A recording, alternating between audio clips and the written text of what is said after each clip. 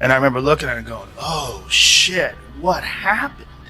What happened? Because the last time you were in here, you were talking about how you didn't want to work out. Yeah. Because it would survive. Jake Paul got hilariously roasted by Joe Rogan after he couldn't handle a sparring session with Mike Tyson and got knocked out. The kid who's been screaming about fighting Tyson in front of millions couldn't even last a minute. Joe had already warned him before this little warm-up, and now he's having a blast roasting Jake's pea-sized brain for not listening. Honestly, it's probably for the best that Jake canceled the actual match. There's no way he could handle the tidal wave of rotten tomatoes and trash talk from all over the world. Jake might have thought canceling the fight would get him some spotlight, but oh boy, did he face way harsher consequences instead. I'm pretty sure he's wishing he could jump into a time machine and unannounce the fight with Mike Tyson. Tyson, the legendary boxer who's been a beast in the ring, hit a serious health scare recently. Tyson was on a flight from Miami to Los Angeles when he started feeling super nauseous and dizzy. It turned out to be an ulcer flare-up causing all the drama.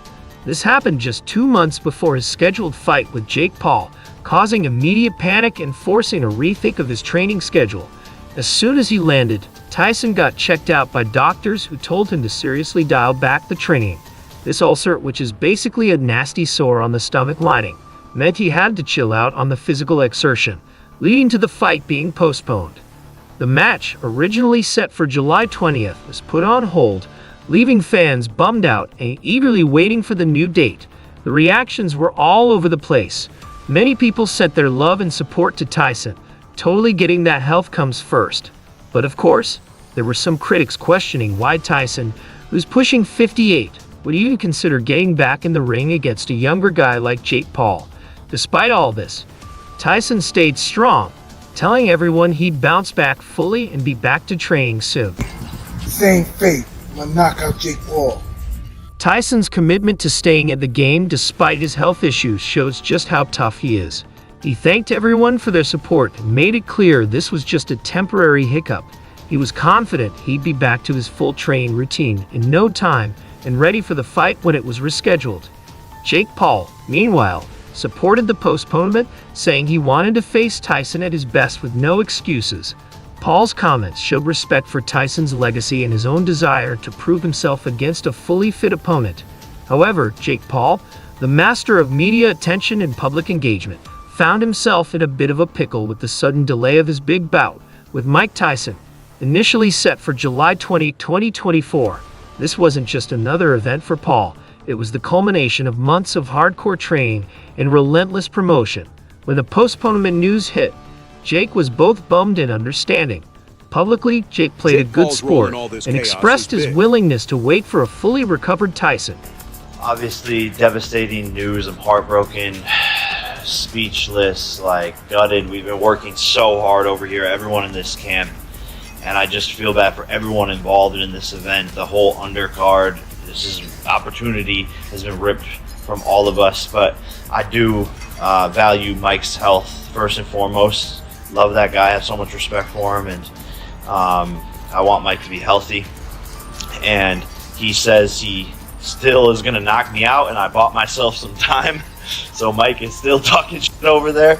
But Mike, if you want to do this, like you said, behind closed doors, behind the scenes, you said you want to do this in Q4. You just need a little bit of time. So I'm ready whenever you are. This is too big of an opportunity. I think this fight's going to change the world. And I turn all my L's into W's. That's a motto I live by. The universe makes no mistakes. So let's see what's in store.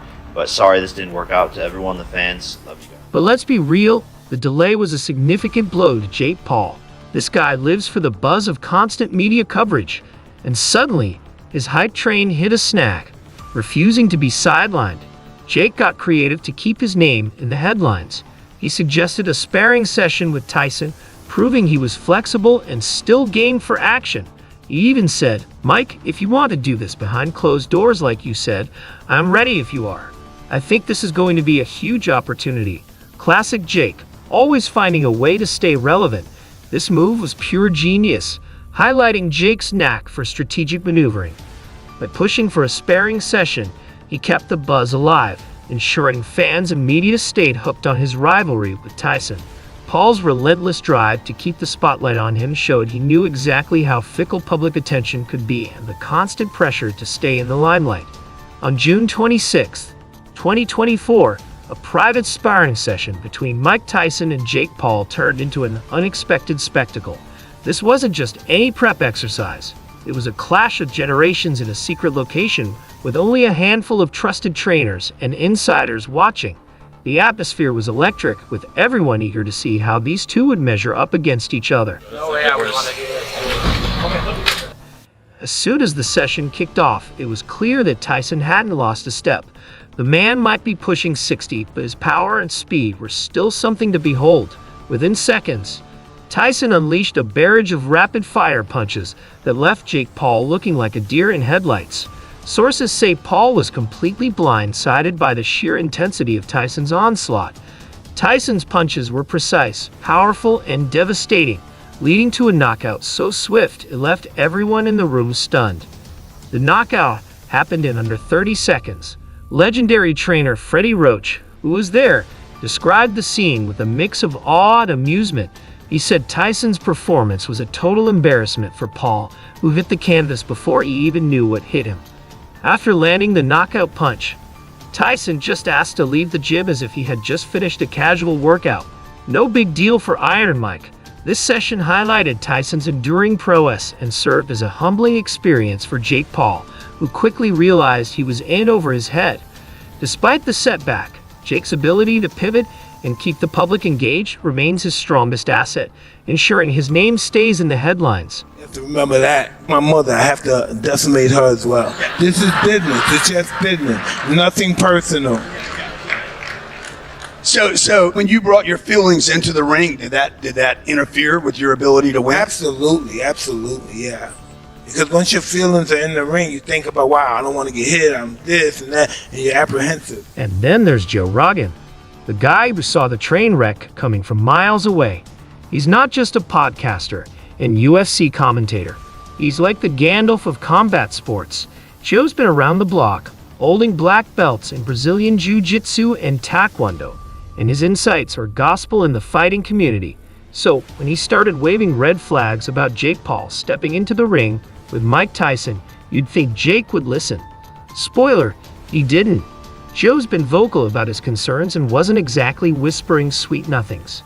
He has a knack for breaking down fighters and fights with surgical precision, and he saw trouble brewing for Jake. He flat out said, Even if Tyson's 57, just the fact that he's willing to actually take a chance at Mike Tyson not being able to do what he used to do. Because that's what he's doing. The gamble is. Rogan didn't stop there. He pointed out that while Jake Paul has made a name for himself in boxing, his victories have mostly been against guys who aren't exactly in Tyson's league. Let's face it, beating up YouTubers and retired MMA fighters isn't quite the same as going toe-to-toe with a former world heavyweight champ. Rogan's critique was like a masterclass in why Jake was way out of his depth. Joe also zeroed in on Tyson's mental state. The guy's in savage mode, channeling his prime fighting days with all the intensity and aggression that made him a legend. Tyson's own words were chilling. I just eat raw meat because that's what I'm going to eat when I fight. I'm going to eat him. It's raw meat. That's not just trash talk. That's a peek into the mindset of a guy who's ready to tear through anything in his path. And let's not forget Tyson's training. His record of 50 wins, 44 by knockout, is a treasure trove of knowledge and tactical acumen. He knows how to adapt, exploit weaknesses, and deliver the kind of punishment that leaves opponents questioning their life choices. Jake, with his relatively shallow experience, is stepping into waters infested with a seasoned predator.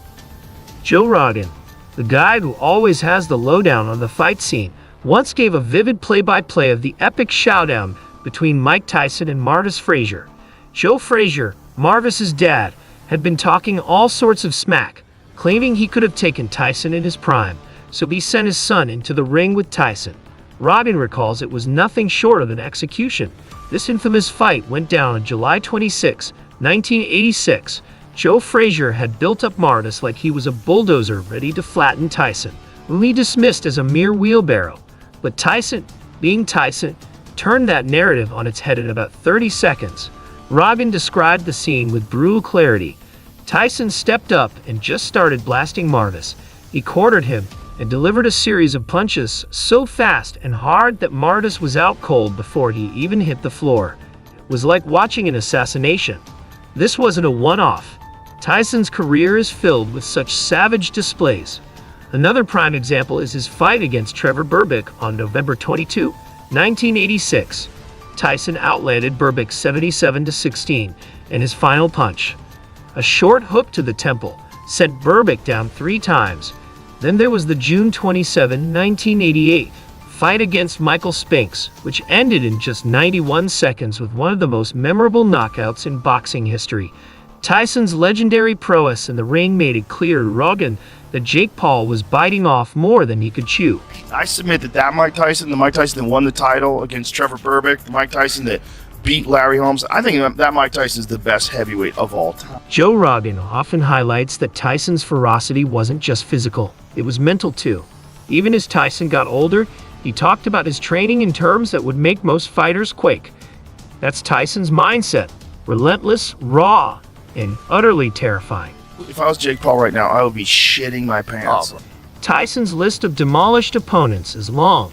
Larry Holmes, who faced Tyson on January 22, 1988, tried to withstand the onslaught, but was knocked out in the 4th round.